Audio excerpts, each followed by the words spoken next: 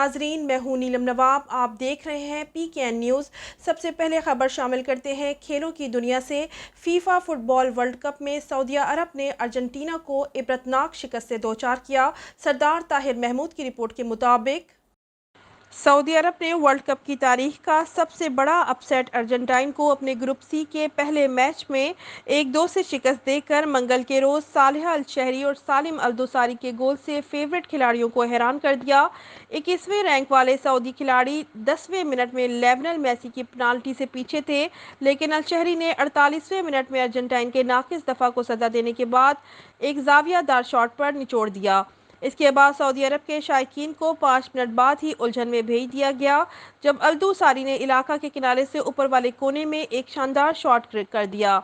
Argentine Italy के record 37वें match के नाकाबिले शिकस्त रन को बराबर करने के लिए मैदान में था, जब मरकरी मेसी ने अपने 5वें और आखिरी वर्ल्ड कप का आगाज 10वें मिनट में पेनाल्टी पर स्ट्रोक करके किया, लेकिन 3 गोल ऑफ साइड के लिए किए गए, एक मेसी के लिए और 2 लाउटारो मार्टिन्स के लिए। अर्जेंटाइन हाफ टाइम से पहले ही घर और खुश्क हो चुका था, लेकिन गैर मामूली अंदाज में वक्फे के बाद खेल अपने सर पर बदल गया।